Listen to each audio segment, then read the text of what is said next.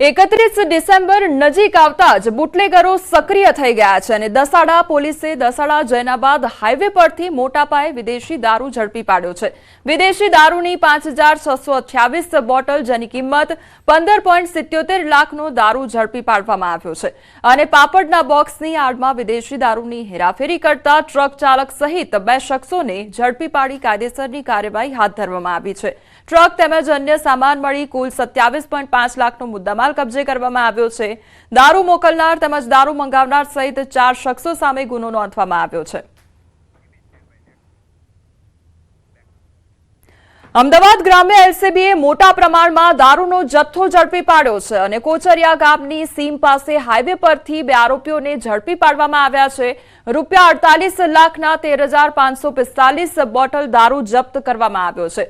અનિરુદ્ધ સિંહ રાઓલ તેમજ સંદીપ સિંહ કાપસેની ધરપકડ કરવામાં આવી છે।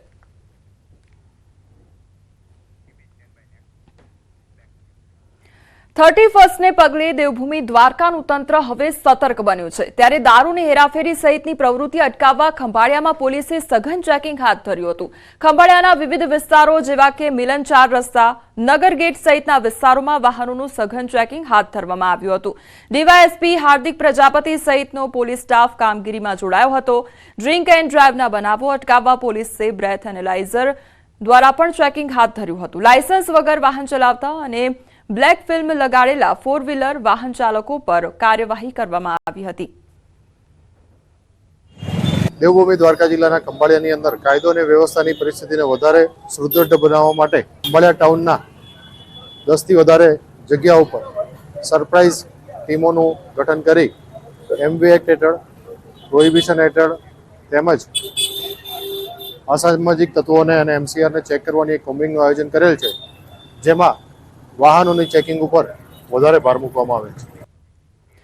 નર્મદા ગુજરાતની બોર્ડર પર આવેલો જિલ્લો છે અને નાતાલના પર્વને લઈ વિદેશી દારૂ અન્ય રાજ્યમાંથી ગુજરાતમાં ઘુસાડવા બુટલેગરો અવનવા કિમિયા વાપરી રહ્યા છે। ત્યારે નર્મદા પોલીસ દ્વારા બોર્ડર પર સઘન ચેકિંગ હાથ ધરવામાં આવ્યું છે। સાગબારા ધનસેરા ચેકપોસ્ટ પર નર્મદા જિલ્લા પોલીસ અધિક્ષક પ્રશાંત સુબેએ કડક સૂચના આપી અને કડક ચેકિંગ કરવા એલસીબી એસઓજીની ટીમોને કામે લગાડી છે। જિલ્લામાં 20 ચેકપોસ્ટ ઊભી કરવામાં આવી છે અને જેના પર 200 જેટલા કર્મીઓ તૈનાત રાખવામાં આવ્યા છે। हमारा खास करके ध्यान जो रहेगा वो जो लिकर की इलीगल मूवमेंट है वो ड्रंक एंड ड्राइव जो करते हैं उनके ऊपर खास करके, क्योंकि उससे एक्सीडेंट की संभावना भी बढ़ती है और ये गुनाह भी है। और अन्य भी कोई गैरकायदेसर प्रवृत्ति इस समय में ना हो और लोग शांति से अपने नए साल का सेलिब्रेशन कर पाए, इसके लिए नर्मदा जिला पुलिस काफ़ी सतर्क है और इसके लिए हम કામ બી કર રહે છે। 31 ડિસેમ્બરની ઉજવણી જે છે દેશભરમાં કરવામાં આવે છે, પરંતુ ગુજરાત એ ગાંધીનું ગુજરાત ગણવામાં આવે છે।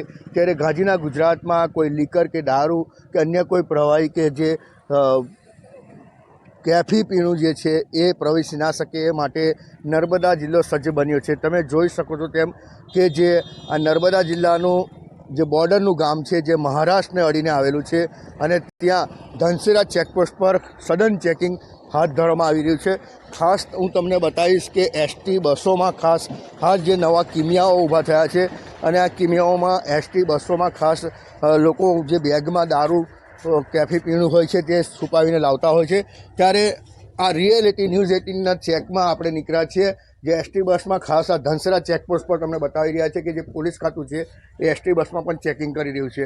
એટલે કહી શકાય કે જે નર્મદા જિલ્લામાં હાલ 31ની જે ઉજવણી થવા જઈ રહી છે, આ ઉજવણીમાં મોટા ભાગે જે મહારાષ્ટ્રથી જે દારૂ લાવવામાં આવે છે ના લાવવામાં આવે એના માટે નર્મદા જિલ્લા પોલીસ સતત છે અને જેને લઈને મોટું ચેકિંગ પણ હાથ ધરવામાં આવી રહ્યું છે। દીપક પટેલ, ન્યૂઝ 18 ગુજરાતી, નર્મદા।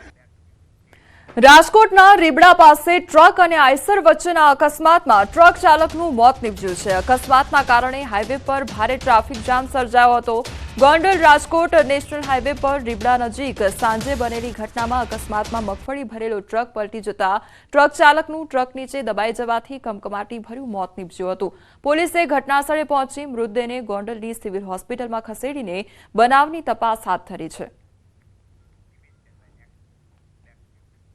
આ તરફ પંચમહાલમાં લક્ઝરી બસ ટ્રેલર પાછળ ઘૂસી ગઈ અને અમદાવાદથી ભોપાલ જતા અકસ્માત સર્જાયો હતો. મોડી રાત્રે સર્જાયેલા અકસ્માતમાં 14 લોકો ઇજાગ્રસ્ત થયા છે. ગોધરા પાલિકાની ફાયરની ટીમે મુસાફરોનું રેસ્ક્યુ કર્યું અને ગોધરા દાહોદ હાઈવેના બથવાડા નજીક આખી ઘટના બની હતી.